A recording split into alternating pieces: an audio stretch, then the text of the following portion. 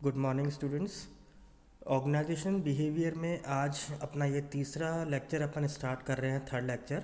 उससे पहले अपन ने जो लास्ट लेक्चर पढ़ा था, लेक्चर नंबर 2, इसका अपन जल्दी से क्विक रिव्यू कर लेते हैं कि अपन ने उसमें क्या स्टडी की थी। तो लास्ट लेक्चर में जैसे आप लोगों को याद होगा कि हम लोगों ने पढ़ा था कि ऑर्गेनाइजेशन का नेचर क्या था।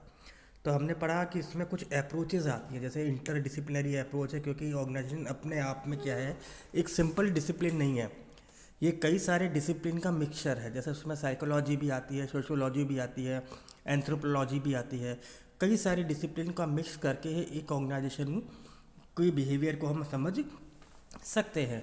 फिर हमने पढ़ा कि वो भी जो है एक अप्लाइड साइंस है, क्योंकि इसके अंदर कई सारे रूल्स हैं, कई प्रिंसिपल्स हैं जो हमें सिचुएशन के हिसाब से इम्प्लीमेंट करने पड़ते हैं। ऐसे ही हमने थर्ड पढ़ा कि एक नॉर्मेटिव स्टेटस है इसके अंदर, क्योंकि नॉर्मेटिव का मतलब क्या है कि जब हम जिस डिसिप्लिन को हम कहाँ इम्प्लीमेंट करेंगे, उससे क्या रिजल्ट आएगा, ये हम इसके अंदर एनालाइज करते हैं। अगेन इसके बाद हमने देखा कि एक ह्यूमनिस्टिक अप्रोच है, क्योंकि ऑर्गेनाइजेशन में सभी लोग ह्यूमंस काम कर रहे हैं, तो हमें ह्यूमंस के बिहेवियर को और ह्यूमंस को स्टडी करना ज़रूरी है। ऐसे ही ये एक ओरिएंटेड है, यानी गोल ओरिएंटेड अप्रोच है, क्योंकि ऑर्गेनाइजेशन के अंदर जितने भी लोग काम कर रहे हैं वो एक गोल को अचीव करने के लिए काम कर रहे हैं। और it's a total system approach जो हमने पढ़ा। फिर हमने देखा कि ओबी की हमें नीड क्यों है, क्योंकि हमें बिहेवियर को देखना है। बिहेवियर जो है वो प्रीवियस भी हो सकता है, जिसे हम लोग एंसेस्टर कहते हैं। उसके अलावा उस एंसेस्टर या प्रीवियस बिहेवियर की वजह से भी प्रेजेंट में एम्प्लॉय रिएक्ट करता है, उसके बिहेवियर को पे इम्पैक्ट पड़ता है। ये हमने स्टडी किया था। फिर हमने देखा कि ओबी की इम्पोर्टेंस क्यों है। तो ये सारे पॉइंट हमने लास्ट लेक्चर में पढ़े थे। आज हम शुरू कर रहे हैं मॉडल्स। मॉडल्स एक इम्पॉर्टेंट पार्ट है ओबी का, क्योंकि मॉडल्स क्या कहते हैं, मॉडल्स अगर हम कहीं समझते हैं तो किसी टॉपिक को समझने के लिए हमें मॉडल्स बहुत ज़्यादा हेल्प करते हैं। तो एक कंपनी या एक ऑर्गेनाइजेशन के अंदर जो मैनेजर्स होते हैं वो भी डिफरेंट डिफरेंट मॉडल्स को ही अडॉप्ट करते हैं, ताकि वो उसी के बेसिस पे ऑर्गेनाइजेशन में वर्क कल्चर को डेवलप कर सकते हैं। जैसे कि हमने पढ़ा कि ऑर्गेनाइजेशन के अंदर डिफरेंट डिफरेंट कल्चर और बिलीफ के लोग काम करते हैं, तो मैनेजमेंट भी इसी पर्पस को ध्यान में रखते हुए उसका भी खुद का एक बिलीफ है, उनका खुद का एक अजम्पशंस चलते हैं, तो वो डिफरेंट डिफरेंट एक्टिविटीज़ को परफॉर्म करते हैं according to their assumptions and beliefs. तो इसी वजह से हमें क्या देखा गया कि ओबी की अगर हम मॉडल्स की बात करते हैं, तो जब ओबी जो ऑर्गेनाइजेशन प्रैक्टिकली जिस काम को कर रही है और जो मॉडल्स हम देख रहे हैं उसमें कई बार अंतर आ जाता है। ये अंतर आने की वजह यही है क्योंकि हम जब प्रॉपर मॉडल्स और प्रॉपर बिहेवियर को अंडरस्टैंड नहीं कर पाते, तो मैनेजमेंट क्या है, गलत अप्रोच और मॉडल को लेके चलने लगते हैं, जिसकी वजह से क्या है, कॉन्फ्लिक्ट अराइज हो जाते हैं। तो इन्हीं मॉडल्स को हमारे लिए पढ़ना बहुत ज़रूरी है।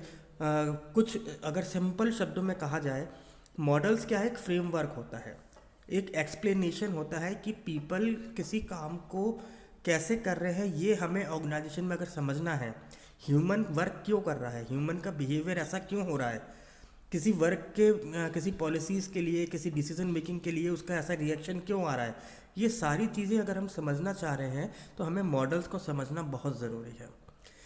ऑर्गेनाइजेशंस में कई सारे मॉडल्स यूज़ किए जाते हैं, जैसे मैंने आपको पहले भी बताया, और हर एक मॉडल का जो रिज़ल्ट है वो डिफरेंट आता है। क्यों? क्योंकि मॉडल्स की थ्योरी अलग है और उसका इम्प्लीमेंटेशन अलग है। क्योंकि इम्प्लीमेंटेशन करने में क्या है, एक्शन आता है। एक्शन कौन करेगा, एम्प्लॉयज़ करेंगे, और उसको समझाएगा कौन, मैनेजर और सुपरवाइज़र। तो कभी कभार ये देखा गया कि जो सुपरवाइज़र जब एम्प्लॉयज़ को मॉडल्स के बारे में समझाते हैं, उनको बताया जाता है, वो उस तरीके से ग्रैब नहीं कर पाते जिस प्रकार से जो मैनेजर है जो एक्सपेक्टेशन कर रहा है अगेंस्ट द रिजल्ट। तो ऑर्गेनाइजेशन बिहेवियर के अंदर इस मैनेजर के जो बिहेवियर है हमारे यहाँ पे, वो हमने 4 मॉडल्स में रखा। पहला रखा autocratic model, custodial model, supportive model और कॉलेजियल मॉडल। ऑटोक्रेटिक मॉडल क्या होता है, इस मॉडल के हिसाब से जो मैनेजर है उसके पास पावर है, अथॉरिटी है टू कमांड। किसको करना है, सबऑर्डिनेट्स को। किस लिए, ताकि वो जॉब को परफॉर्म कर सके।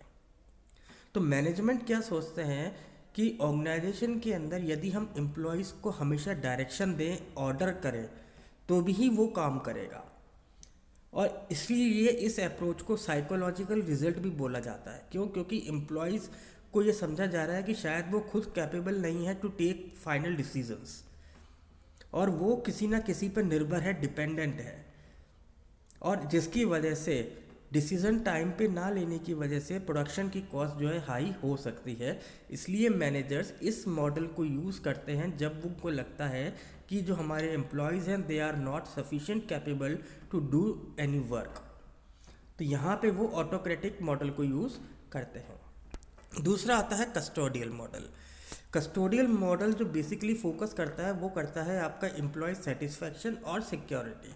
इस मॉडल के हिसाब से ऑर्गेनाइजेशन इस चीज़ को इंश्योर करती है कि हम जो भी एक्टिविटीज़ करें उससे एम्प्लॉयज़ को सबसे पहले सेफ्टी और सिक्योरिटी, इन दो चीज़ों का रियलाइजेशन होना ज़रूरी है, तभी हम इसको कस्टोडियन मॉडल कहते हैं। इस मॉडल के हिसाब से क्या है, जो एम्प्लॉई है वो डिपेंड है किस पे? ऑर्गेनाइजेशन पे, ना कि अपने बॉस पे या मैनेजर पे। जो ऑटोक्रेटिक में हमने देख रहे थे उसका थोड़ा सा डिफरेंट हो गया कस्टोडियन मॉडल। इसके हिसाब से जो एम्प्लॉय है वो ऑर्गेनाइजेशन पे डिपेंड करता है। यदि ऑर्गेनाइजेशन चलती रहेगी तो उसकी जॉब चलती रहेगी, वो सेफ अपने आप को मानेगा, सिक्योर मानेगा। सॉरी।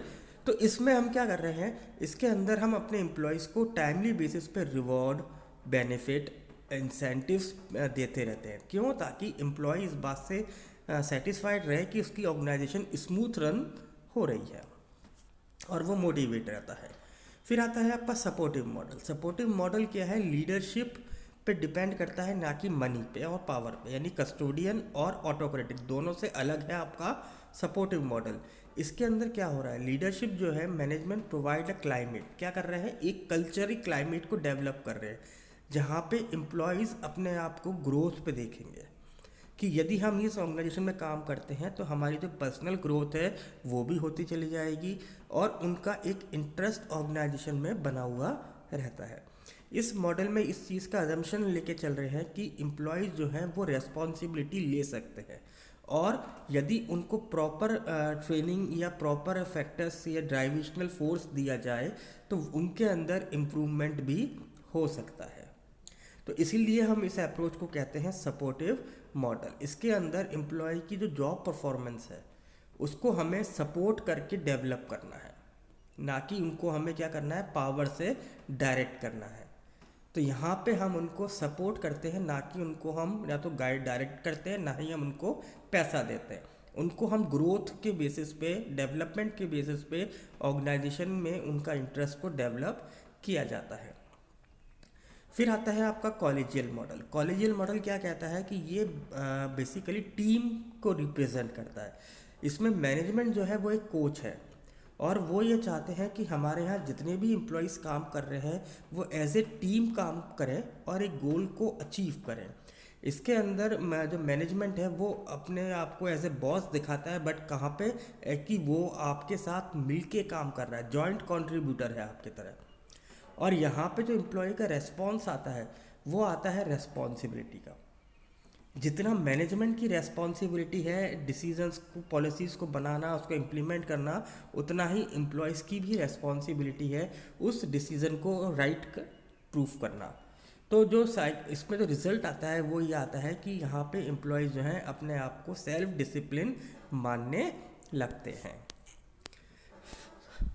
और फिर हम देखते हैं कि इसमें जो ऑर्गेनाइजेशन है, यहाँ पे जो ये एनवायरनमेंट क्रिएट किया जा रहा है अंडर दिस कॉलेजियल मॉडल, तो वो अपने आप को एक फुलफिल मानता है, अपने आप को कंप्लीट मानने चलता है, और वो वर्क के प्रति पूरा डेडिकेटेड होता है। क्यों? क्योंकि यहाँ पे उनको ये समझाया जा रहा है कि हाँ, जितने भी लोग काम कर रहे हैं हर पर्सन अपने टास्क के लिए रेस्पॉन्सिबल है, और सबके साथ के बिना टास्क अचीव नहीं हो सकते।